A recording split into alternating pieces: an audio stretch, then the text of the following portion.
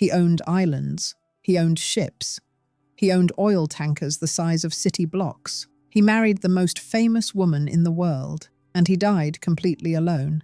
His wife was in New York, living her separate life. His daughter hated him. His son was dead. And the woman who actually loved him wasn't allowed in the room. Aristotle Onassis spent his entire life proving that money could buy anything. In the end, it couldn't even buy someone to hold his hand while he died.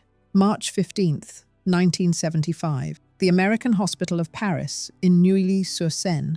A cold Saturday evening as winter refused to release its grip on the city. In a private room, surrounded by medical equipment and the antiseptic smell of institutional care, lay Aristotle Socrates Onassis, 69 years old, once the richest man in the world. A builder of the largest privately owned shipping fleet in history, husband to the most famous woman on earth, now dying alone, struggling for each breath as myasthenia gravis ravaged his body, his lungs filling with fluid despite the doctor's best efforts. His wife, Jacqueline Kennedy Onassis, was not there. She was in New York, living the separate life she had maintained throughout most of their marriage. His daughter Christina was present, but their relationship had been poisoned by years of mutual resentment and manipulation. His son, Alexander, was dead, killed 2 years earlier in a plane crash that had broken something fundamental in Onassis, something that could never be repaired. And Maria Callas, the opera singer who many believed was the true love of his life, was in Paris but had not been summoned, and she would learn of his death from the newspapers. As Onassis gasped his final breaths, surrounded by doctors and nurses but fundamentally alone, the red Hermes blanket Maria had given him lay nearby. It was one of the few genuine gifts he had received, not given because of his money, but despite it. In a life spent accumulating wealth beyond imagination, he would die having learned what money could not buy: authentic love, family harmony, a son's survival, or peace of mind. This is the story of Aristotle Onassis, whose billion-dollar shipping empire masked a personal wasteland of failed relationships, crushing loneliness, and profound loss. From 1906 to 1975, Onassis's life reveals the ultimate price of treating everything, including people, as acquisitions. The palace was real, but so was the prison. Born January 20th, 1906, in Smyrna in the Ottoman Empire, Onassis would become one of the 20th century's most famous tycoons. But behind the yacht named Christina, behind the private island of Skorpios, behind the marriage to Jackie Kennedy and the affair with Maria Callas, lay a man who spent his life running from the refugee boy who lost everything, desperate to prove he could never be destroyed again.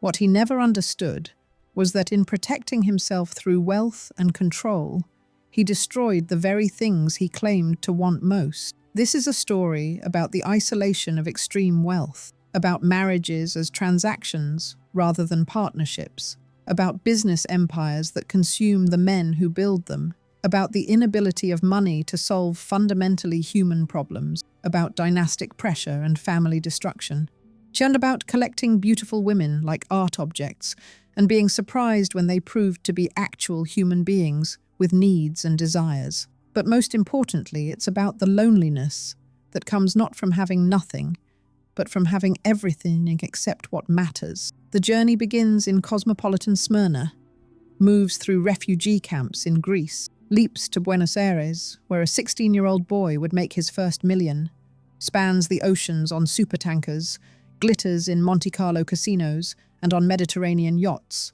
and ends in a Paris hospital room where all that wealth could not buy one more breath. We will witness the refugee trauma that forged his ruthless ambition. The first marriage to Tina Livanos that was more business merger than love match. The obsessive affair with Maria Callas that he could neither commit to nor let go. The calculated marriage to Jackie Kennedy that he thought would give him legitimacy, but instead brought him only more emptiness. The death of his son that finally broke him, and the lonely end that awaited the man who had everything money could buy, and nothing that it couldn't. To understand Onassis's story, we must understand the world of international shipping magnates and self-made billionaires in the mid-20th century. This was the era of the great Greek shipping dynasties, when men like Onassis and his rival Stavros Niarchos competed not just in business but in everything, from the size of their yachts to the fame of their wives. These were men who built fortunes on oil tankers and cargo ships, who moved the world's petroleum and goods across oceans, who became richer than many countries. In this world, so wealth was measured not just in money, but in power, influence, and access. A shipping magnate with the right connections could negotiate directly with governments, could influence the fate of nations through his control of vital supply lines, could move between continents and social circles as easily as his ships crossed oceans. But this same wealth created profound isolation.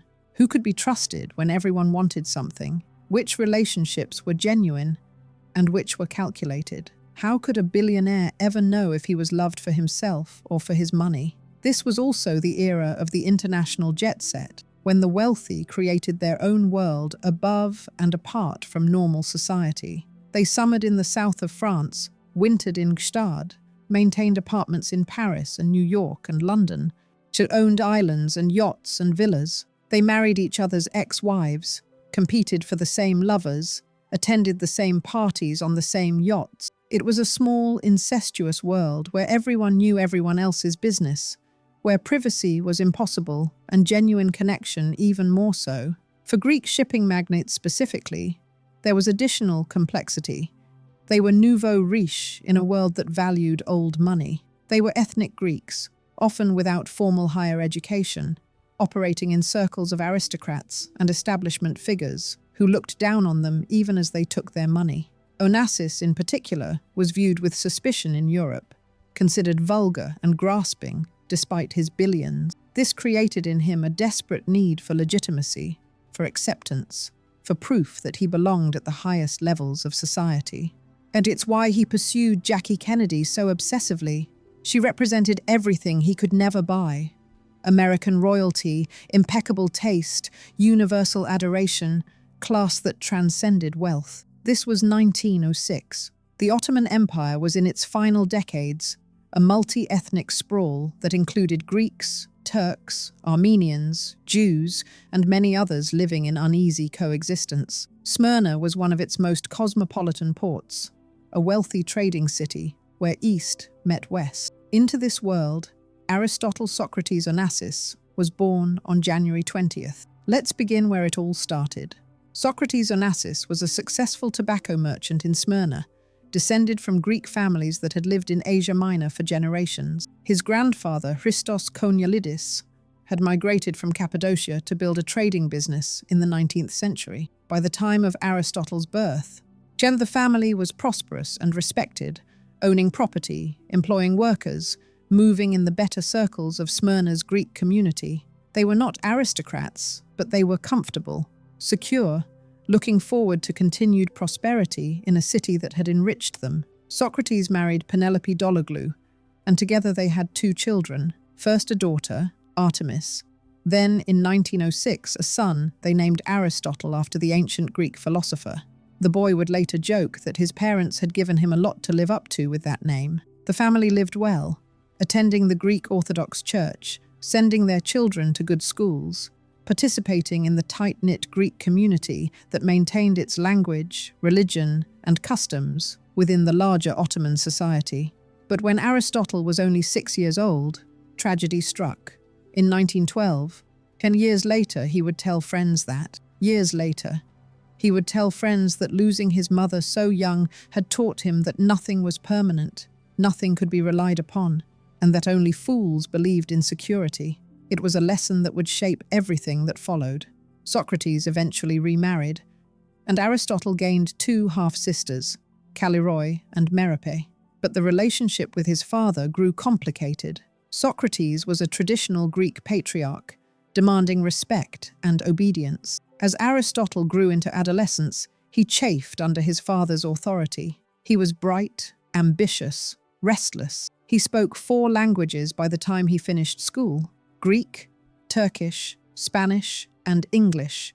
and having attended the local evangelical Greek school. He was clever with numbers and business concepts, already showing the entrepreneurial instincts that would later make him billions. But he was also headstrong, convinced he knew better than his elders, eager to prove himself. The tension between father and son would become one of the driving forces in Aristotle's life. Throughout his career, friends noted that Onassis seemed driven by a need to prove something to his father, to show that the boy had become greater than the man, that the son had exceeded the father's achievements. Even after Socrates' death in 1932, Onassis would speak of his father with a mixture of love, resentment, and competitive pride. And one of his closest confidants later revealed that Onassis said his father living to see him become head of the family was one of the greatest joys of his life. Aristotle's childhood in Smyrna was relatively privileged, but not pampered. He worked in the family tobacco business, learning the trade from the ground up. He understood the importance of quality control, of relationships with buyers and suppliers, of reading people and situations. He watched his father negotiate deals, extend credit, collect debts, build networks. These lessons Beaumont would prove invaluable, though in ways his father never intended. Young Aristotle learned that everything was negotiable, that relationships were often transactional, that power came from having what others needed. He was a typical teenager in many ways, experimenting with alcohol and girls, testing boundaries, dreaming of escape from parental oversight and the confines of Smyrna's Greek community. He wanted more than to be a successful tobacco merchant in Asia Minor. He wanted the world. He wanted to be someone. He wanted to prove that Aristotle Onassis was a name that would be remembered. Then, in 1922, when Aristotle was 16, his world literally caught fire. The Greco-Turkish War had been raging since 1919, part of the messy aftermath of World War I and the collapse of the Ottoman Empire. Smyrna had been occupied by Greek forces as part of an attempt to create a greater Greece. But by September 1922, Turkish forces under Mustafa Kemal Ataturk had driven the Greek army out of Asia Minor. On September 9th, Turkish troops entered Smyrna. What followed was catastrophe. Fire swept through the city. So whether it was deliberately set or began accidentally remains disputed to this day, but the result was undeniable. Smyrna burned. The Armenian and Greek quarters were consumed by flames that raged for days. Tens of thousands died. Hundreds of thousands became refugees, fleeing to the waterfront, where Allied warships watched, but mostly refused to intervene. The Great Fire of Smyrna destroyed the cosmopolitan port city and ended 3,000 years of Greek presence in Asia Minor. For the Onassis family, it meant losing everything. Their property holdings, accumulated over generations, were gone. Their business was destroyed. Their secure place in society evaporated. Socrates Onassis was imprisoned by Turkish forces, and it took family connections and possibly bribes to secure his release. 3 of Aristotle's uncles were killed, and along with an aunt, her husband, Chrysostomos Konialidis, and their daughter. They were among 500 Christians who had sought shelter in a church in Akhisar, where they were burned alive. 16-year-old Aristotle stood on the deck of a ship, watching Smyrna burn. His birthplace was in flames. His family's fortune was destroyed. His homeland was lost. Everything he had known, every assumption about security and prosperity and the future, was burning with the city. It was the defining moment of his life, the wound that would never heal, the fear that would drive him for the next 5 decades. Years later, Onassis would tell confidence that September 1922 taught him the only lesson that mattered. Everything could be taken away. Family, money, property, position, even your country. All of it could be lost in a day. The only security was to accumulate so much wealth that no one could ever destroy you again, to be so rich, so powerful, that you were beyond the reach of catastrophe. It was this desperate need for invulnerability that would drive him to build his shipping empire. It was also what would make him incapable of the vulnerability required for genuine love. The Onassis family fled to Greece as refugees, joining hundreds of thousands of other Greeks expelled from Asia Minor. They settled in Athens, living in circumstances far more modest than what they had known in Smyrna. Socrates worked to rebuild, establishing a small tobacco export business in Piraeus with other family members. But everything had changed. They were no longer prosperous merchants in a thriving port city, and they were refugees starting over in an overcrowded country, still reeling from military defeat and economic crisis. For Aristotle, Athens felt like defeat. He was 17, 18, 19, working for his father, but increasingly convinced that Greece offered no real opportunities. He had bigger ambitions than rebuilding a small tobacco business. He wanted to make his fortune somewhere new, somewhere without the baggage of refugee status and lost property. He wanted to prove that the Smyrna catastrophe had not broken him, that he could rise even higher than his family had been before the fall. In 1923, less than a year after fleeing Smyrna, Aristotle made a decision that would change his life. He announced to his family that he was leaving for Argentina. His father initially resisted, but Aristotle was determined. In August 1923, carrying a Nansen passport issued to stateless refugees and approximately $60, 19-year-old Aristotle Onassis boarded a ship bound for South America. He would later claim he arrived with only $5, but $60 seems more accurate. Either way, it was close to nothing. He left behind his father, his sisters, his extended family, and everything familiar. He was heading to a country where he knew no one, had no connections, spoke the language imperfectly, and had almost no money. For most people, this would have been terrifying. For Onassis, it was liberation. In Buenos Aires, no one knew him as a refugee or the son of a ruined merchant. He could be whoever he chose to be. He could build his own fortune, his own reputation, his own life. The refugee boy from Smyrna could become Aristotle Onassis, self-made success. The time to improve his Spanish, to learn the time to improve his Spanish, to learn about Argentina from other passengers, to plan his approach.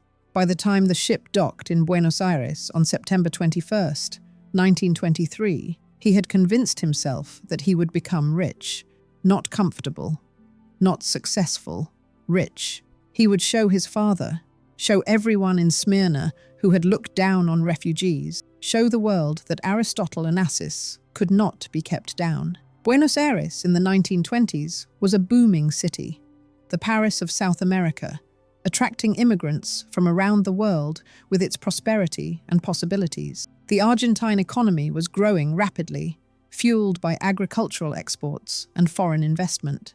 Yet for an ambitious young man willing to work hard and take risks, there were opportunities everywhere. But first, Onassis needed to survive. His first jobs were humble. He worked briefly as a hod carrier on construction sites. He washed dishes. He took whatever work he could find while looking for something better.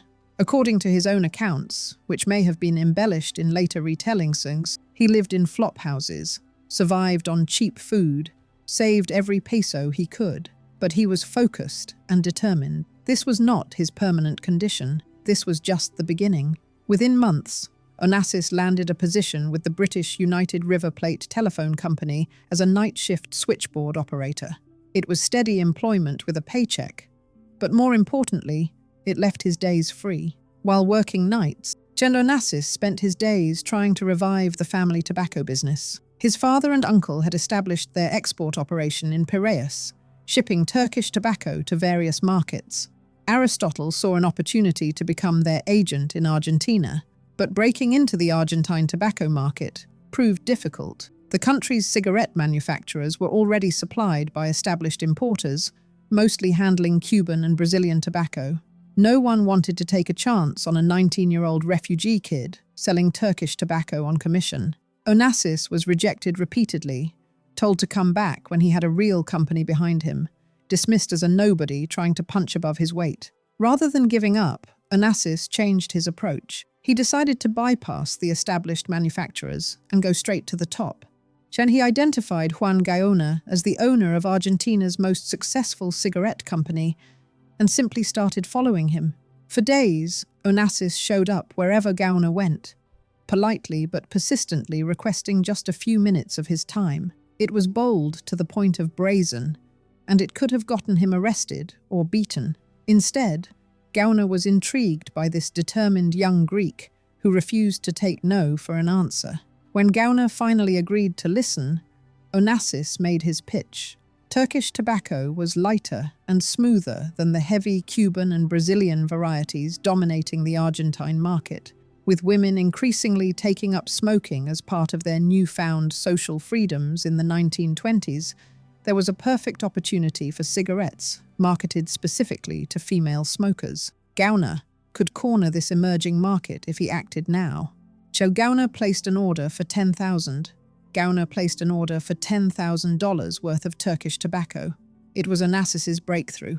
He immediately cabled his father in Piraeus, who shipped the tobacco. Aristotle earned a substantial commission, his first real money since fleeing Smyrna. More importantly, he had proven that he could identify opportunities and close deals. He had proven that the refugee boy could compete and win. Over the next few years, Onassis built the family tobacco business in Argentina into a thriving operation. He formed the Aristotle Onassis Import-Export Company in 1924, initially working with his father's firm, but increasingly operating independently. He understood that female smokers wanted lighter cigarettes, and he marketed Turkish tobacco specifically to women. It was a prescient move, as smoking became more socially acceptable for women throughout the 1920s. By 1926, Onassis was earning serious money. By 1928, the Argentine government asked him to negotiate a trade agreement with Greece, and he was appointed honorary consul general, a position that came with prestige and useful connections. By 1932, at age 26, he had accumulated approximately £50,000 in capital, equivalent to several $100,000. In contemporary purchasing power, this made him a millionaire. It was also in 1932 that his father Socrates died. Aristotle was now the head of the family, the man his sisters and half-sisters looked to, the one who had exceeded his father's achievements. He had proven himself. He had rebuilt what Smyrna had destroyed and then gone far beyond it. But instead of satisfaction, he felt only the drive to go further. $1 million wasn't enough. 10 million wouldn't be enough. He needed more, not because he wanted luxury, though he would certainly enjoy that, but because somewhere deep in his psyche, the 16-year-old boy watching Smyrna burn was still terrified that it could all be taken away again. In 1932, Onassis made a decision that would define the rest of his life. He decided to get out of tobacco and into shipping. It was the depths of the Great Depression, and shipping was in crisis. Freight rates had collapsed. Ships were being scrapped or laid up idle. Shipping companies were going bankrupt. To most observers, it was the worst possible time to enter the industry. But Onassis saw opportunity in disaster. Ships that would have cost millions were being sold for pennies on the dollar. Owners desperate for cash were willing to sell at fire sale prices. If he bought ships now, at the bottom of the market, and held them until shipping recovered, the profits would be enormous. It was exactly the kind of contrarian bet that appealed to him. Others saw catastrophe. He saw opportunity. Using his tobacco fortune and borrowed money, Onassis bought his first 6 freight ships in 1932 for a fraction of their actual value. They were older vessels, some in need of repairs, but they were functional and he got them cheap. He registered them under various flags of convenience to minimize costs and regulations. He began moving cargo around South America and between continents, building relationships with shippers, learning the complex business of international freight. By the mid-1930s, as the Depression eased and shipping rates began to recover, Onassis's bet was paying off spectacularly. His 6 ships became 10, then 20. He had his first oil tanker built in 1938, recognizing that petroleum transport was the future of shipping. By World War II, he owned multiple tankers and cargo vessels. During the war, he leased them to the Allies at hugely profitable rates. Moving oil and supplies for the war effort made Onassis truly wealthy for the first time. After the war, Onassis executed another brilliant move. The United States had a surplus of Liberty ships, mass-produced cargo vessels that had been essential to the war effort, but were no longer needed. Onassis bought 23 Liberty ships from the US government at bargain prices and immediately put them to work in the post-war shipping boom. As Europe and Asia rebuilt, the demand for shipping exploded. Onassis's growing fleet was perfectly positioned to capitalize on it. But Onassis wasn't satisfied with just operating ships. He wanted to revolutionize the industry. In the late 1940s and early 1950s, he pioneered the development of supertankers, massive oil carriers far larger than anything that had existed before.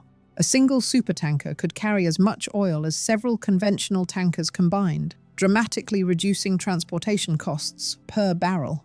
In 1954 alone, Onassis commissioned 17 supertankers. His fleet was becoming larger than the navies of many countries. The economics were staggering. A supertanker could be paid for with a single 6-month lease to a major oil company.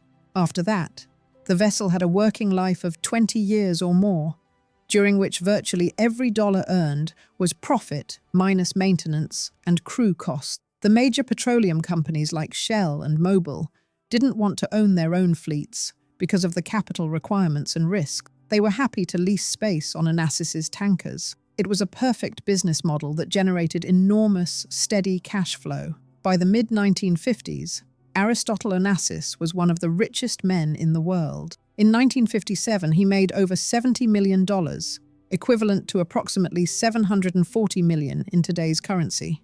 His net worth was estimated in the hundreds of millions, possibly exceeding $1 billion, though precise figures were impossible to verify, given his complex web of companies and offshore registrations. He owned dozens of ships. He had offices in multiple countries. He moved between continents as casually as most people moved between neighborhoods. He had achieved security beyond anything imaginable to the refugee boy from Smyrna. But wealth brought neither happiness nor peace. It brought complications, rivalries, loneliness, and the growing realization that the things he actually wanted, authentic connection and genuine love, could not be purchased. His life was about to enter its most complicated phase, as he attempted to use his billions to acquire the two things money couldn't buy: social legitimacy and real love. By 1946, Aristotle Onassis was 40 years old, extraordinarily wealthy, and still unmarried. In the world of Greek shipping magnates, this was unusual. Marriage was expected, not primarily for romantic reasons, but for dynastic and business purposes. Wives came from appropriate families, brought connections and sometimes capital, produced heirs, and maintained the social side of life, while men focused on business. Marriage was a transaction, carefully negotiated between families, with contracts specifying property rights and expectations. Onassis had certainly had relationships with women. He enjoyed female company and had cultivated a playboy reputation, but he had not married, perhaps because he had been too busy building his fortune, or perhaps because he was instinctively wary of commitments he couldn't fully control. But by the mid-1940s, the pressure to marry was growing. He was rich, he was successful, he needed heirs, and he needed a wife who would enhance, rather than diminish, his social standing. Enter Athena, Mary Livanos, known as Tina. She was the daughter of Stavros Livanos, himself a powerful Greek shipping magnate. She was young, just 17 years old when Onassis met her. Beautiful, sophisticated despite her age, educated in Europe, comfortable in high society. She represented everything Onassis aspired to: established wealth, social connections, the kind of polish and class that he, the self-made refugee, could never quite achieve on his own. Marrying Tina Livanos would legitimize him in Greek shipping circles. It would signal his arrival at the highest levels. It would be the ultimate acquisition. For Stavros Livanos, the match was less appealing. In Onassis was nouveau riche, rough around the edges, rumored to have made his fortune through questionable deals, lacking the gentlemanly polish of established wealth. He was also 40 years old, more than twice Tina's age, but Onassis was persistent, charming when he chose to be, and undeniably rich and successful. He convinced Livanos that the marriage made sense, or perhaps he convinced Tina, and she convinced her father. Either way, the deal was made. Onassis and Tina Livanos were married on December 28, 1946, in a Greek Orthodox ceremony in New York City. Tina was 17. Aristotle was 40. The age gap alone should have been a warning sign, but such disparities were not unusual in that world and time. The wedding was lavish, attended by Greek shipping families and New York society figures, and it represented Onassis's formal entrance into the highest circles of Greek maritime power. He was no longer just the refugee who made good. He was now connected by marriage to one of the most established families in the business. To Onassis, it felt like vindication. The couple settled into a life that looked perfect from the outside. They had homes in multiple countries, a growing collection of properties that included the Château de la Croix on the French Riviera. They entertained extensively, mixing with European aristocracy, American millionaires, Hollywood stars, and political figures. Tina was the perfect hostess, beautiful and graceful, managing their social life, while Onassis focused on expanding his business empire. In 1948, they had a son, Alexander. In 1950, a daughter, Christina. The dynasty was secured. But beneath the surface, the marriage was troubled from the start. Onassis treated Tina more as a prized possession than as a partner. She was expected to be beautiful, charming, socially adept, and available when he wanted her, but otherwise to stay out of his business and not make demands. He was flagrantly unfaithful, carrying on affairs with various women, making little effort to hide his infidelities. When Tina confronted him, he would dismiss her concerns or become angry at her presumption in questioning him.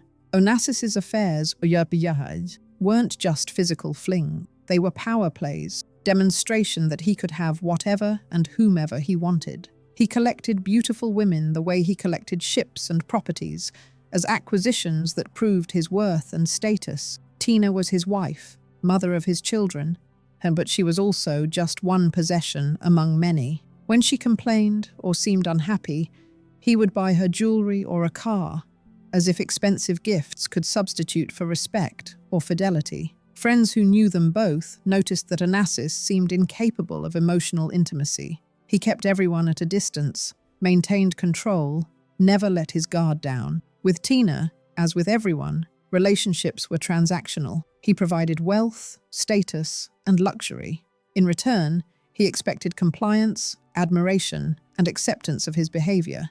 The idea that Tina might have her own needs, her own desires for authentic partnership, seemed not to occur to him, or if it did, he dismissed it as irrelevant. By the mid-1950s, the marriage existed more on paper than in reality. They maintained separate residences much of the time. Tina spent time in New York and Paris with the children, while Onassis was constantly traveling for business or pleasure. When they were together, the atmosphere was often tense. Tina had discovered Onassis in bed with one of her friends at their home in Cap d'Antibes. It was a humiliation that went beyond simple infidelity, a demonstration of contempt for her feelings and their marriage. But divorce was complicated. For wealthy Greeks, especially those in the public eye, divorce was scandalous and came with significant financial and social costs. There were the children to consider, and the business connections between Onassis and the Livanos family. Tina felt trapped in a marriage that gave her material wealth, but no emotional sustenance. Onassis felt trapped by a wife who wanted more from him than he was willing or able to give. And they stayed together not from love, but from inertia and social pressure, each increasingly looking elsewhere for what they weren't finding at home. While his marriage was deteriorating, Onassis was expanding his empire beyond shipping. In 1953, he purchased a controlling interest in the Société des Bains de Mer, which owned the Monte Carlo Casino, several hotels, and extensive real estate in Monaco. It was a brilliant move that would make him immensely rich and bring him into direct conflict with Prince Rainier III of Monaco, who resented a foreign businessman controlling such a significant portion of the principality's economy. Then in 1957, Onassis founded Olympic Airways, taking over Greece's failing national airline and transforming it into a profitable, modern operation. He loved the glamour and prestige of owning an airline. And one of his directors later said that Onassis was married to the sea, but Olympic Airways was his mistress. He invested heavily in training and cutting-edge technology, creating what was remembered as a golden era for the airline. But characteristically, he retained complete control, making all major decisions himself, treating the airline as his personal property rather than a national asset. By 1959, Onassis was at the peak of his power and wealth. He owned the world's largest privately held shipping fleet. He controlled significant portions of Monaco's economy. He owned Greece's national airline. He had homes on 3 continents. He moved between government leaders, business tycoons, and Hollywood celebrities. His wealth was estimated at close to $1 billion, making him one of the handful of billionaires in the world at that time. He had achieved everything the refugee boy from Smyrna had dreamed of, but he was profoundly unhappy. His marriage to Tina was a shell. His relationship with his children was distant. They were being raised primarily by nannies and boarding schools, while he focused on business. He had no close friends, only business associates and social acquaintances. Everyone wanted something from him or feared him. No one simply enjoyed his company for himself. He had built an empire, but created a wasteland in his personal life. Then, in 1957, at a party in Venice, hosted by gossip columnist Elsa Maxwell, Aristotle Onassis met Maria Callas. She was, at that moment, the most famous opera singer in the world. La Divina, they called her. The Divine One. Her voice and dramatic intensity had revolutionized opera. She was temperamental, brilliant, passionate, and famous. She was also Greek, like him, though she had been born in New York to Greek immigrant parents, and she was unhappily married, just as he was. After they were introduced, Onassis commented to a friend that there had been a natural curiosity between them. After all, he said, we were the most famous Greeks alive in the world. It was typical Onassis, seeing the relationship first in terms of status and public image. But something genuine stirred beneath the calculation. Maria was not like other women he had known. She was a diva, accustomed to being worshipped, impossible to control or manage. She had her own fame, her own money, her own powerful personality. She was, in many ways, his female equivalent, driven, demanding, damaged, desperate for love, but terrified of vulnerability. For 2 years after their first meeting, Onassis and Callas circled each other at various social events, flirting but not committing. Callas was married to Giovanni Battista Meneghini, her manager, who was 30 years her senior. It was a May-December marriage, not unlike Onassis and Tina's, though the age gap was reversed. Meneghini had guided Callas's career, but by the late 1950s, their relationship was more business arrangement than romance. Callas was at the peak of her fame and beginning to realize she had given up personal happiness for professional success. In 1959, Onassis invited Callas and Meneghini on a 3-week Mediterranean cruise aboard his yacht, the Christina. The yacht itself was legendary, a converted Canadian frigate that Onassis had transformed into one of the most luxurious private vessels in the world. And it had been named for his daughter and featured bar stools upholstered in whale foreskin, a swimming pool with a mosaic floor that could be raised to form a dance floor, and accommodations that rivaled the finest hotels. Other guests on that fateful cruise included Winston and Clementine Churchill. During those 3 weeks in the Mediterranean sun, something ignited between Aristotle and Maria. They were drawn to each other with an intensity that surprised them both. He was attracted to her celebrity, yes, but also to her passion, her impossible temperament, her refusal to be managed.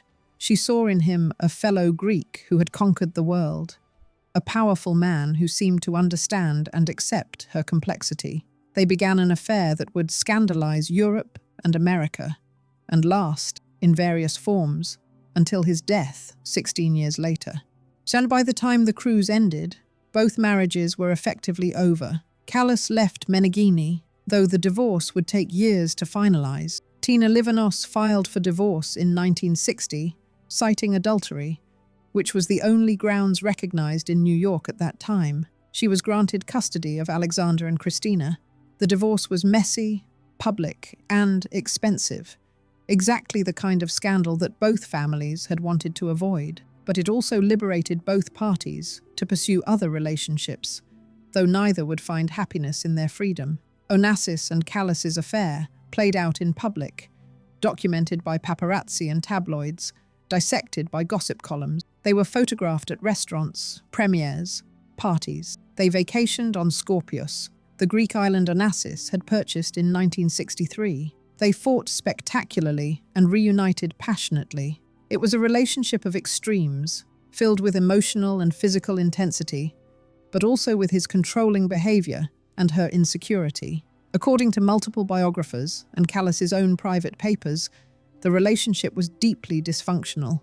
Onassis could emotionally manipulate Callas in ways he couldn't control other women. He would demean her appearance. She had lost substantial weight in the 1950s, transforming from a heavy woman to a fashionably thin one, and then criticize when she was too thin. He would pressure her to give up singing to be available to him, then resent when she did so and had no career. He wanted her dependent on him, but also interesting and independent. It was an impossible set of demands that left Callas perpetually off balance. According to biographer Lindsay Spence and other researchers who accessed Callas's private diaries and those of her close friends, Callas became pregnant with Onassis's child multiple times. The first time was in 1960, shortly after their affair began. Onassis, already twice a father and not interested in more children, pressured her to terminate the pregnancy. Callas miscarried. In 1963, she became pregnant again.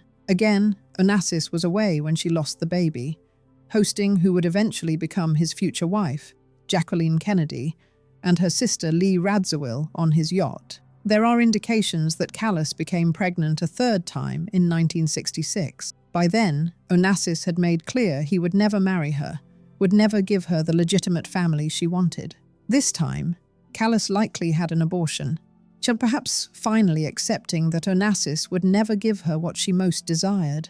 Friends noted that something broke in Callas after this. She never fully recovered her voice, which had been declining since the early 1960s. She increasingly withdrew from performing. She seemed to be waiting for Onassis to change, to commit, to choose her. He never did. Yet Onassis couldn't let her go either. For nearly a decade, from 1959 to 1968, they were together in some form, not married, not living together permanently, but connected by a bond that neither fully understood. Friends said they were twin flames, obsessed with each other, unable to separate despite the toxicity. Callas described Onassis as the first person to truly understand and accept her, warts and all. But that acceptance came with control, manipulation, and repeated betrayals that left her emotionally devastated. Onassis, for his part, seemed to genuinely care for Callas more than for any other woman he had known. But caring wasn't enough to make him faithful or commit to her fully. He continued to see other women. He kept her waiting, always promising a future together, but never quite delivering. He wanted her available, but not demanding. He wanted her love, but on his terms only. It was classic Onassis, trying to have everything without giving anything, collecting love like he collected ships. Then, on November 22nd, 1963, President John F. Kennedy was assassinated in Dallas. The world watched in horror as the youngest elected president in American history was shot and killed while riding in a motorcade through downtown Dallas, with his wife Jackie beside him.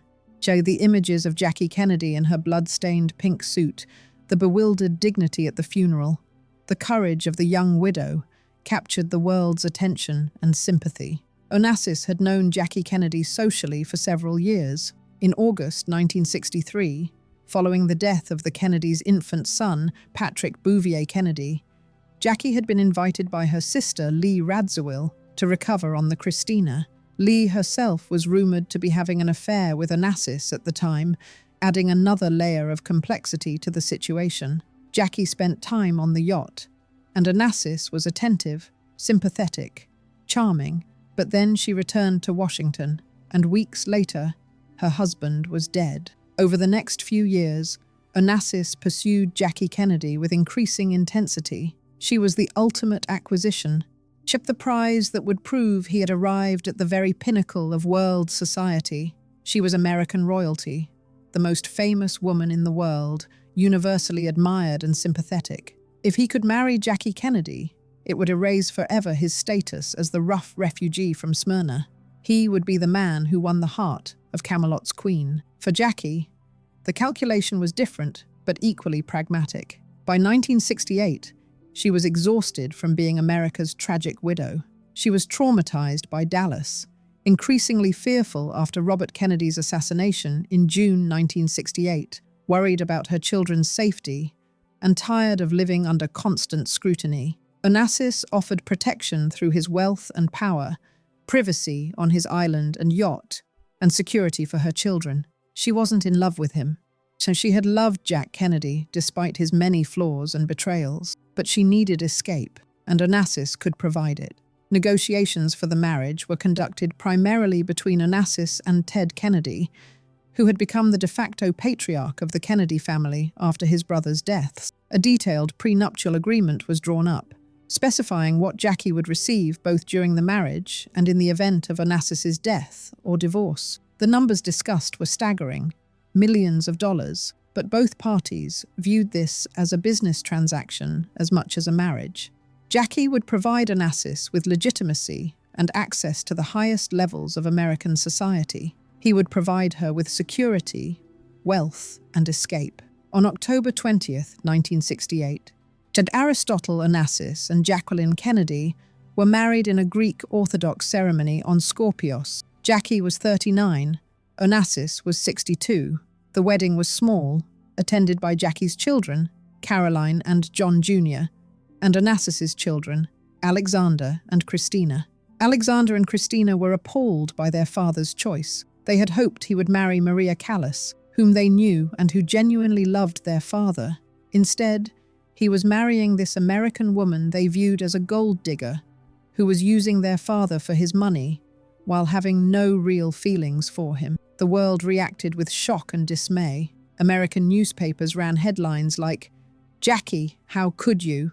Europeans were more cynical but still surprised. Jackie Kennedy, the beloved widow, was marrying this aging Greek tycoon notorious for his affairs, his ruthless business practices, and his vulgarity. Bob Hope joked that Nixon has a Greek running mate, and now everyone wants one. Jackie's reputation, so carefully maintained after Dallas, took a severe hit. She was seen as betraying President Kennedy's memory, as choosing money over dignity, as revealing herself to be less noble than the country had believed. Maria Callas was devastated. Onassis had never promised her fidelity or commitment, but she had believed that eventually they would marry. She had given up her career for him, lost pregnancies for him, waited years for him, and now he was marrying Jackie Kennedy, choosing status over love, power over passion. Friends said Callas never truly recovered from the betrayal. She would see Onassis a few more times. They continued their affair even after his marriage to Jackie, but something essential had broken. For Onassis, marrying Jackie should have been his greatest triumph. He had married the most famous woman in the world. He had achieved the ultimate legitimacy. Everywhere they went, press attention was overwhelming. He was now Jackie O's husband, connected forever to the Kennedy mystique and American history. It should have satisfied his need for validation. Instead, the marriage was a disaster almost from the start. Jackie Kennedy Onassis, despite taking his name, remained fundamentally Jackie Kennedy. She had no intention of giving up her life in New York, where her children were in school and she maintained her social connections. Onassis expected her to travel with him, to be available on the Christina and at Skorpios, to participate in his business and social life. But Jackie had her own priorities, her own schedule, her own life. She had married him for security and escape, not to become his possession. They spent most of their marriage living on opposite sides of the Atlantic. Jackie was in New York during the school year, occasionally flying to Greece for brief visits. Onassis was in Europe, managing his business empire, growing increasingly resentful that his wife preferred her American life to being with him. When they were together, they had little in common. Jackie loved concerts, ballet, museums, intellectual conversation. Onassis preferred bouzouki music, raucous parties with Greek businessmen, and belly dancers. Time magazine later reported on their nights of long silences when they were together, each unable to reach the other across a chasm of fundamental incompatibility. The tabloids, which had initially been fascinated by the marriage, turned vicious. Jackie was portrayed as a spendthrift trophy wife, shopping constantly, demanding millions for clothes and jewelry, living in luxury while contributing nothing. Stories circulated about her spending habits, with breathless reports of shopping sprees that cost hundreds of thousands of dollars. While some of this was exaggerated, Jackie did spend lavishly, perhaps feeling entitled to enjoy Onassis's wealth, since genuine companionship was not part of their arrangement. Onassis, always superstitious, began to believe that Jackie had brought a curse into his life. He pointed to the assassinations of Jack and Bobby Kennedy, the tragedies that seemed to follow the Kennedy family. He started referring to Jackie, at least in private conversations with Greek associates, as the witch. He told friends the marriage was a mistake, that he had pursued the wrong woman, that he should have stayed with Maria, but he was too proud to admit failure publicly, too stubborn to simply end it. So they continued in their separate lives, married on paper, but strangers in reality. By the early 1970s, Onassis's business empire was facing challenges. The organization of Arab Petroleum, exporting countries' oil crisis, was reshaping the shipping industry. His ambitious Project Omega, a $400 million investment program in Greece that he had negotiated with the military junta, was collapsing amid political infighting and competing interests from his rival Stavros Niarchos. Olympic Airways, which he had run profitably for over a decade, was being pressured back into state control by the Greek government. For the first time in decades, Onassis was facing business reversals he couldn't easily control. His health was also declining. He had begun suffering from myasthenia gravis, a chronic autoimmune neuromuscular disease that causes weakness in the skeletal muscle. His eyelids drooped, his movements slowed, his energy flagged. He was aging visibly,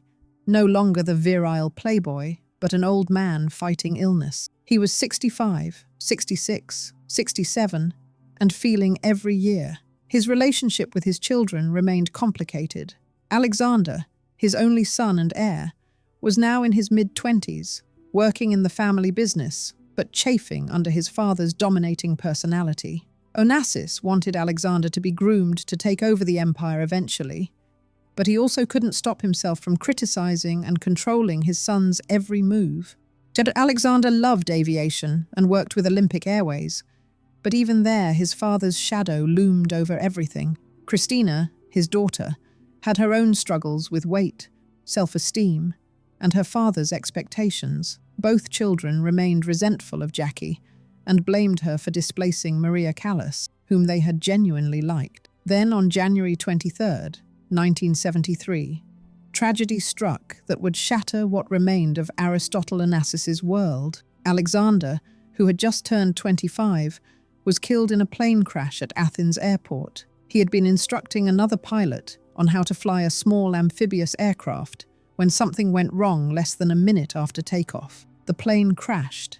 Alexander was pulled from the wreckage still alive but with catastrophic head injuries. He died in the hospital from severe hemorrhaging and trauma. Had the death of his only son destroyed Onassis in a way nothing else had? Not the loss of Smyrna, not the failure of his marriages, not business reversals or political defeats. Losing Alexander meant the end of his dynasty, the end of his immortality through his son, the end of meaning. Everything he had built, the entire empire, had been for Alexander to inherit and expand. Without Alexander, what was the point? Onassis became consumed with the belief that the crash was not an accident. He offered a $1 million reward for evidence that it had been orchestrated by the CIA or the Greek military junta. He hired investigators, pursued conspiracy theories, refused to accept that it was simply a terrible accident. His superstitious nature latched onto the idea that the Kennedy curse had killed his son. He blamed Jackie, irrationally but passionately, for bringing this curse into his family. In his grief, Onassis returned to Maria Callas. His personal secretary later confirmed that even while married to Jackie, Onassis had been seeing Maria regularly in Paris, 3 or 4 times a week. But after Alexander's death, His need for Maria intensified. She was the only one who understood him, who could provide the nurturing he had never received from anyone else. Maria welcomed him back, still desperately in love despite everything, willing to forgive anything if it meant having him in her life again. But it was too late for anything to be salvaged. The last 2 years of Onassis's life, from 1973 to 1975, were a slow decline into physical deterioration and emotional despair. The myasthenia gravis worsened, making it difficult to breathe, to move, to function. And he no longer had the energy to manage his empire effectively. Christina, now his heir by default, was unprepared and overwhelmed by the responsibility. The business continued, but the driving force behind it was dying. Onassis's marriage to Jackie was in its final stages. He had begun taking steps toward divorce, consulting lawyers about how to minimize what she would receive from his estate. Word of this leaked to the media, ensuring that his death would be followed by speculation about whether he had truly intended to divorce her, or whether this was just angry talk from a bitter old man. Jackie, for her part, remained in New York, visiting Onassis only occasionally, perhaps recognizing that whatever arrangement they had was ending. By early 1975, Onassis was seriously ill. The respiratory complications from myasthenia gravis were becoming life-threatening.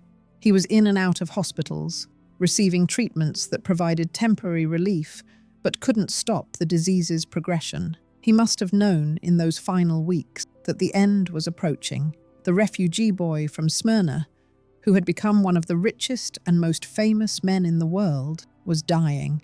It was Saturday, March 15th, 1975. Early evening in Paris. Cold weather, winter holding on. Aristotle Onassis, 69 years old, lay in a private room at the American Hospital of Paris in Neuilly-sur-Seine. The room was well appointed, as befitted a man of his wealth, but no amount of luxury could change what was happening to his body. His lungs were filling with fluid. Each breath was a struggle. But the myasthenia gravis had progressed to the point where his respiratory muscles could no longer function adequately. The doctors had done everything they could, providing oxygen, medications, monitoring, but the disease was winning. Respiratory failure was imminent. Christina was present, sitting beside her father's bed.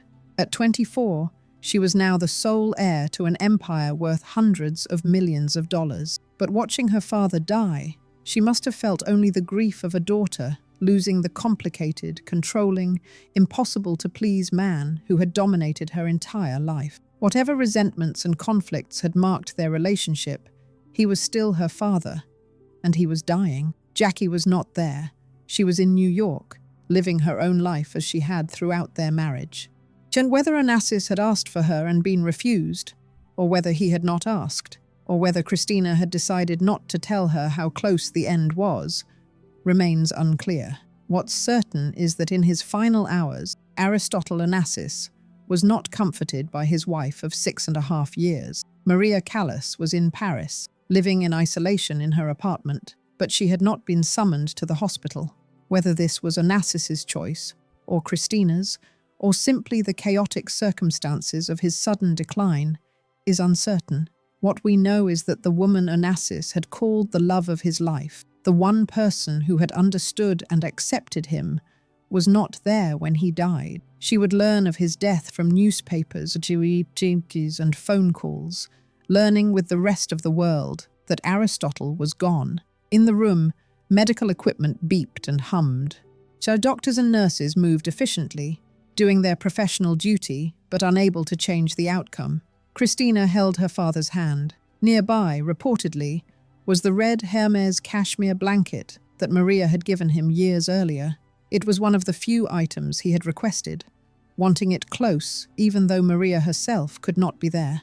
As the evening darkened outside, Aristotle Onassis's breathing became more labored, more desperate. His body was shutting down, organ by organ, system by system.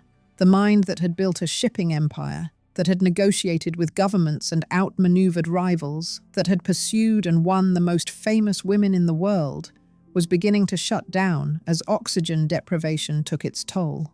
At some point that evening, the struggle ended. Aristotle Socrates Onassis, died of respiratory failure.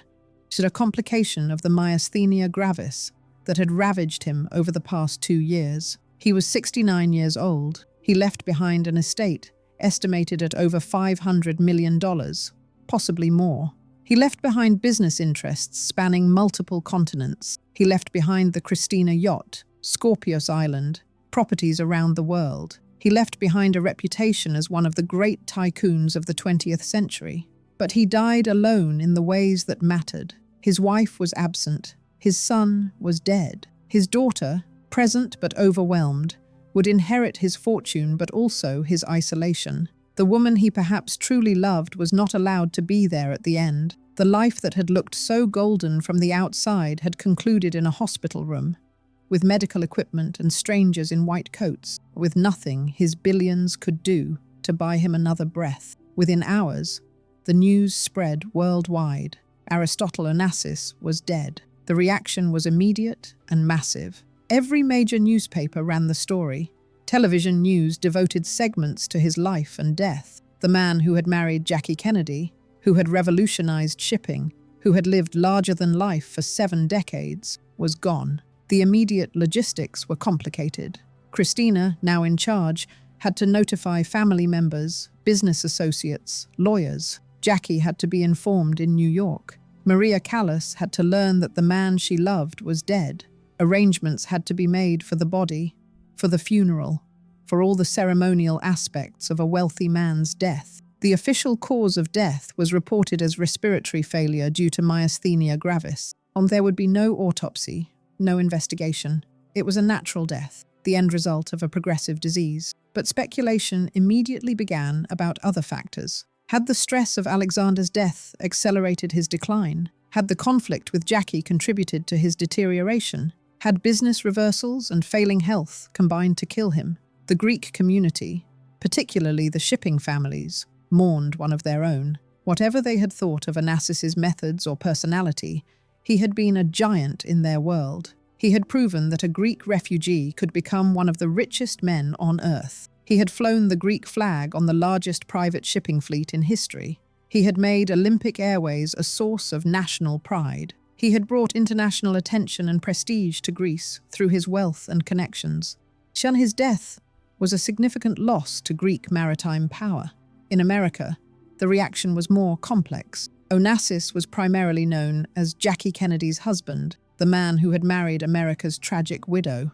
Many Americans had never forgiven him for that, viewing him as an interloper who had stolen Jackie away from her proper role as Kennedy Memorial. His death now made Jackie a widow for the 2nd time, but there was less sympathy than there had been after Dallas. The marriage to Onassis had tarnished Jackie's image, and his death was viewed by many as simply the end of an unfortunate chapter rather than a genuine tragedy. Maria Callas was reportedly devastated. Friends said she was near collapse when she learned Onassis was dead, despite everything he had done to her, all the betrayals and disappointments and cruelties. She had never stopped loving him. She had waited years for him to leave Jackie and return to her permanently. She had believed that eventually, somehow, they would end up together. His death destroyed that hope forever.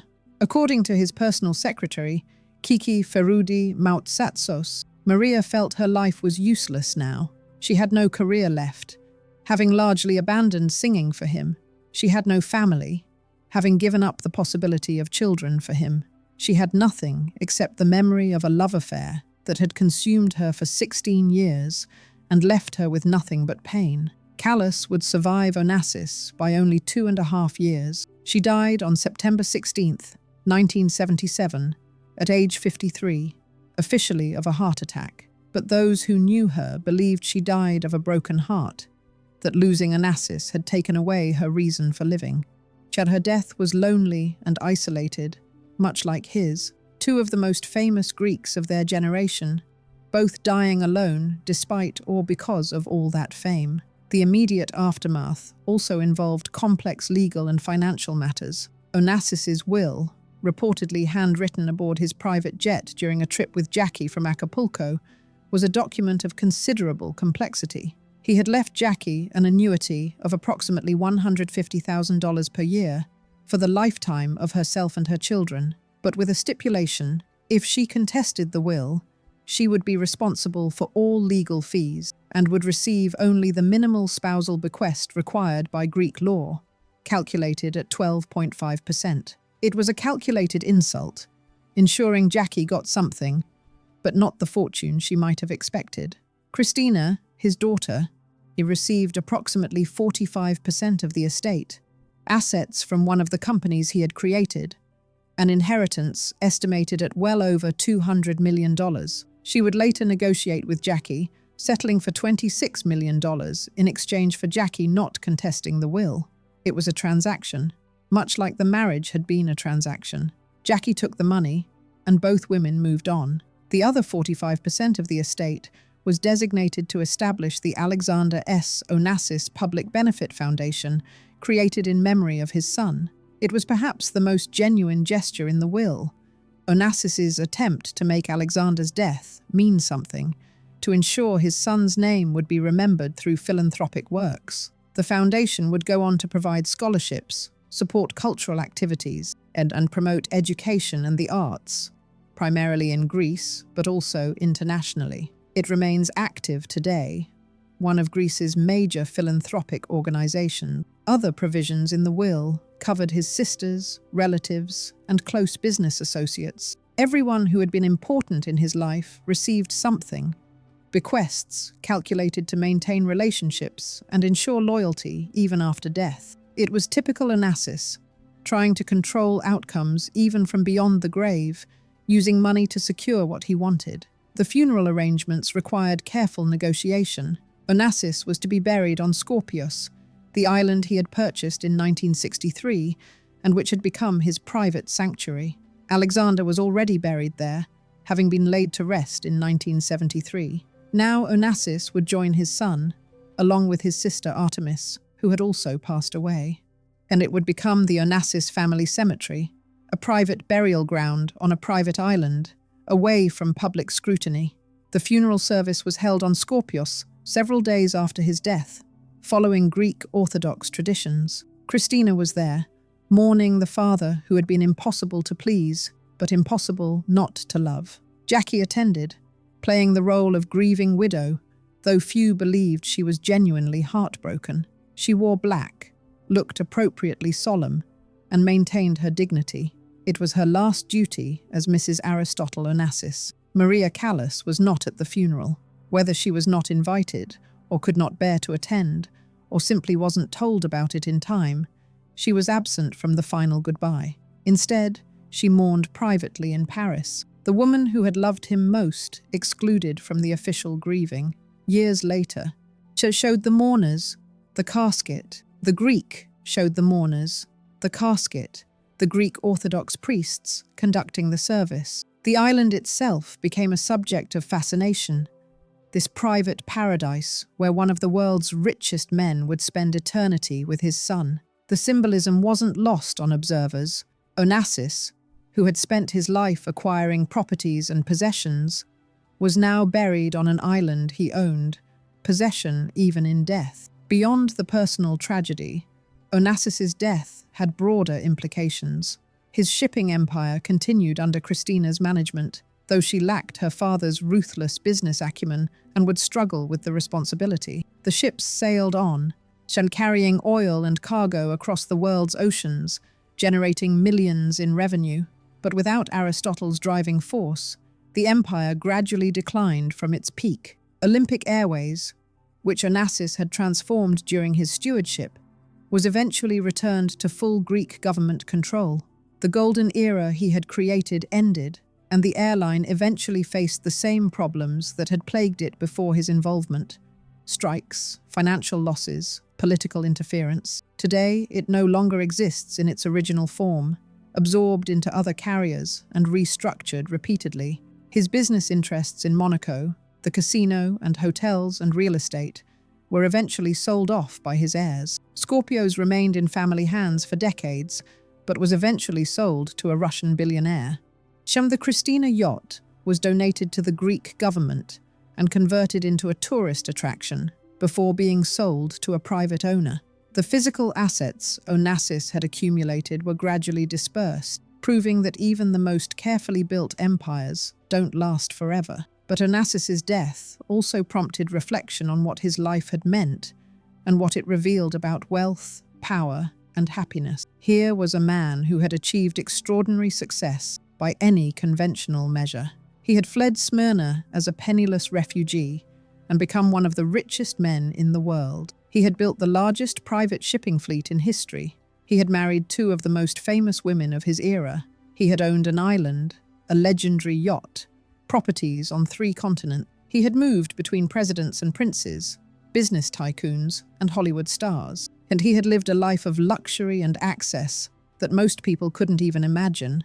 And yet, by all accounts, he was profoundly unhappy. His marriages were failures. His relationship with his children was troubled and distant. He had no close friendships, only business relationships and social connections based on mutual advantage. He collected beautiful women, but couldn't maintain genuine, intimate relationships with any of them. He accumulated vast wealth, but seemed unable to enjoy it, always driven to acquire more, always afraid it could be taken away. He achieved fame and recognition, but remained insecure, always seeking more validation, more proof of his worth. The loneliness that defined his last years was perhaps the inevitable result of a life spent treating everything and everyone as acquisitions. When you see people as possessions, and as trophies to be collected and displayed, you create relationships based on ownership rather than partnership.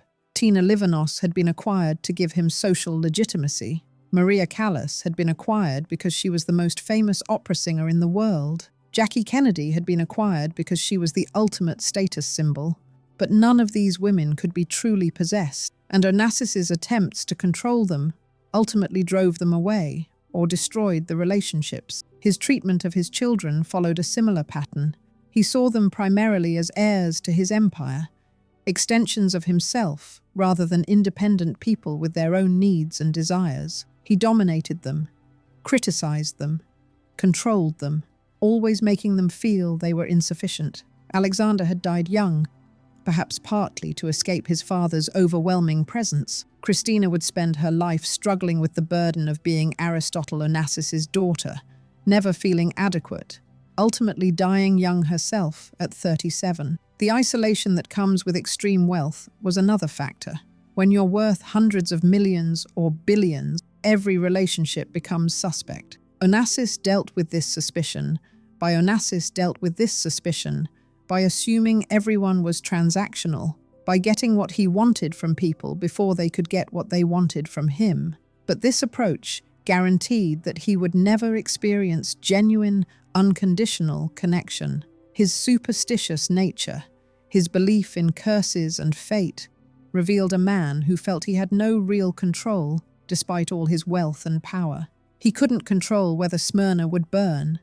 He couldn't control whether his son would live or die. He couldn't control whether the woman he married would actually love him. Underneath the confident tycoon exterior was the terrified refugee boy who had learned that everything could be taken away in an instant. No amount of money could make that fear go away. Today, nearly 50 years after Onassis's death, his story continues to fascinate. Books, documentaries, films, and articles examine his life, trying to understand how a refugee became a billionaire, how the richest man in the world could die so unhappily, what his relationships with Jackie Kennedy and Maria Callas really meant. The physical remnants of his life have mostly been dispersed. Skorpios was sold. The Christina yacht changed hands multiple times. Olympic Airways no longer exists as he created it. But the Alexander S. Onassis Foundation continues his legacy in the most positive way, supporting education, culture, and scholarship,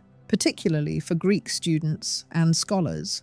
It's perhaps the best thing to survive from his empire, the one part of his wealth that genuinely helps others without expecting something in return. Ironically, this foundation created in his dead son's memory may do more good than all the business deals and acquisitions that made Onassis famous in his lifetime. Christina Onassis, who inherited the bulk of his estate, would herself die young in 1988 at age 37. The official cause was heart failure, possibly related to years of prescription drug abuse and bulimia. Like her father, she had struggled with personal relationships, marrying and divorcing 4 times, never finding happiness despite astronomical wealth. She was buried on Skorpios next to her father and brother, another member of the cursed Onassis dynasty, taken too young.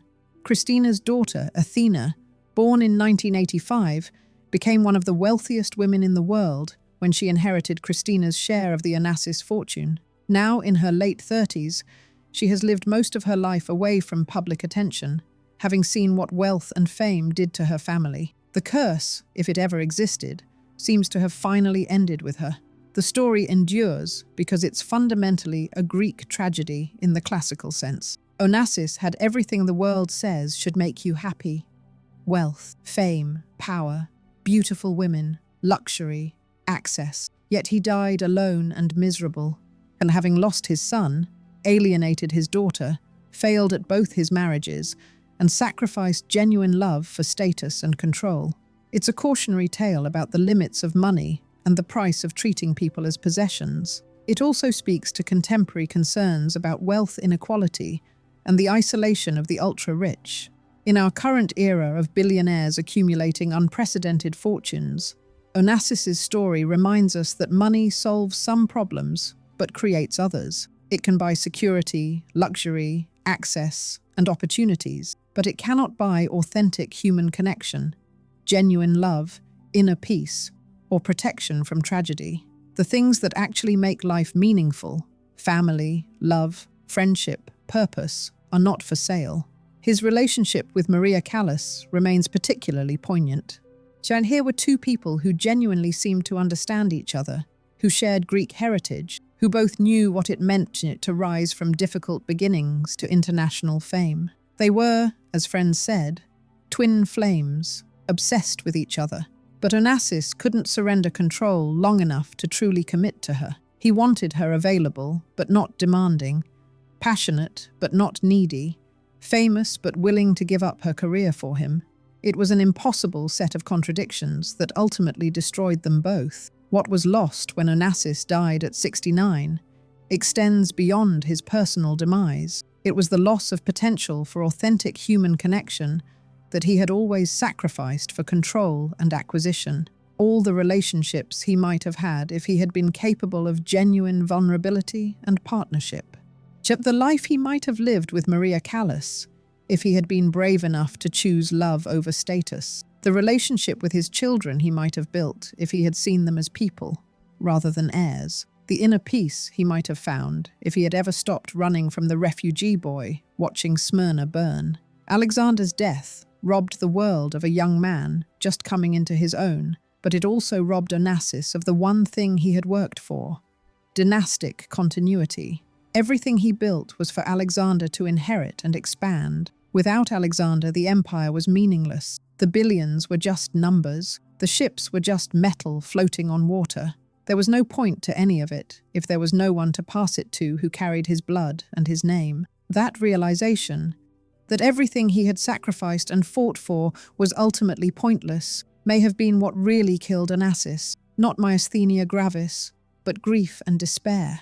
In a different world, with different choices or better luck, or a different understanding of what mattered, Onassis might have lived differently. He might have chosen Maria Callas and genuine passion over Jackie Kennedy and status. He might have been a father who listened rather than dominated. He might have found a way to be vulnerable, to accept love without trying to control it, to build relationships based on mutual care rather than transaction. He might have realized that the refugee boy from Smyrna didn't need billions to be safe, that no amount of money could truly protect against loss, that security comes from connection, not from accumulation. But the past cannot be rewritten. What happened, happened. What was lost is lost. Aristotle Onassis lived the life he chose, driven by forces he only partly understood, creating an empire while destroying the foundations for genuine happiness. And yet, even in the sadness of it all, there's something recognizably human in his story. We all struggle with the tension between control and surrender, between protecting ourselves and opening up to others, between what we think we want and what we actually need. Onassis just lived these universal struggles on a larger stage, with more money and more fame, amplifying both his successes and his failures. From the distance of nearly 50 years, what can we learn from Aristotle Onassis' story? Perhaps that trauma, like the burning of Smyrna, can drive extraordinary achievement, but also prevent genuine healing. That treating people as acquisitions guarantees loneliness, no matter how many people you collect. That children need love and acceptance more than dynasty and pressure. That fame and wealth create unique problems even as they solve others. That the things money can buy are ultimately less important than the things it can't. That dying with billions but alone is not success by any meaningful measure. It teaches us about the particular pathologies of self-made billionaires who often carry deep insecurities from their origins that no amount of wealth can erase. The refugee boy never stopped being afraid, never stopped trying to prove he couldn't be destroyed, never realized that invulnerability is itself a kind of death. It shows us how dynastic thinking, treating children as heirs rather than as individual humans, damages families across generations. Christina's struggles and early death were at least partly caused by being Aristotle Onassis' daughter, by inheriting not just his money, but his damage. It reveals how transactional thinking about relationships, seeing marriage as a business deal and love as acquisition, prevents the vulnerability required for genuine intimacy. Every relationship Onassis had was negotiated, calculated, controlled. None of them worked because you cannot contract for love or negotiate for authentic connection. These things require surrender, which Onassis was constitutionally incapable of. The story reminds us that behind every perfect image is a real, flawed, suffering person. The world saw Onassis as the ultimate success, rich, powerful, and married to Jackie Kennedy, living on yachts and islands. But the reality was profound unhappiness, damaged relationships, grief over his son, isolation, and fear. The gap between public perception and private reality could not have been wider. Most importantly, Onassis' story demands we reconsider what we mean by success. By conventional measures, he succeeded spectacularly. By meaningful human measures, family, love, peace, purpose beyond accumulation, he failed tragically. Which matters more? What does it profit a man to gain the whole world but lose his soul? It's an ancient question, and Onassis' life provides a clear answer. Nothing. It profits him nothing. We remember this story not because it's unusual, though the scale of Onassis' wealth certainly was, but because it's fundamentally human. We all want security. Yet we all carry wounds from our past. We all struggle with how to connect authentically while protecting ourselves from hurt. We all face the choice between control and surrender, between accumulation and connection, between the illusion of invulnerability and the risk of genuine love. Onassis made his choices, built his empire, lived his life, and died his death. His story teaches by showing what happens when you choose wrong, when you prioritize wealth over love, control over connection, empire over family. Today, if you travel to Skorpios, you cannot visit Onassis' grave. The island is privately owned, closed to tourists, protected from the curious. But the story remains accessible, a cautionary tale and a tragedy, a monument not to success but to the limits of what money can buy, and the price of a life lived in fear of vulnerability. When somewhere on that island, in a family cemetery, lie three Onassises: Aristotle, Alexander, and Christina, father, son, and daughter, each dead, too young or too unhappily, each destroyed in different ways by the empire Aristotle built, trying to escape the refugee boy's terror. Aristotle Socrates Onassis, January 20th, 1906 to March 15th, 1975. 69 years. A life that looked perfect, but was tormented. A life that accumulated billions, but couldn't buy peace. A life that married the most famous woman in the world, but couldn't find love.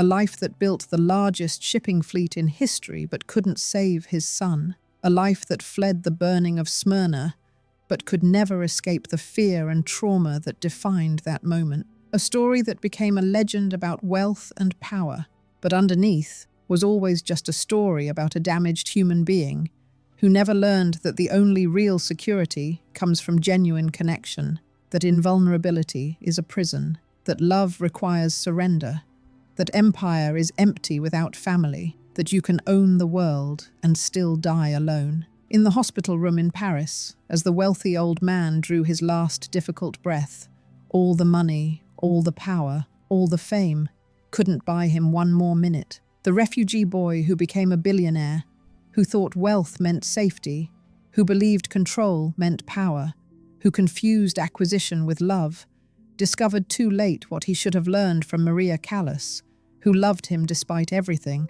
that to be truly rich, you must be willing to be poor in control, vulnerable in love, open to loss, human in all the terrifying. They couldn't buy what Aristotle Onassis needed, couldn't buy what Aristotle Onassis needed most.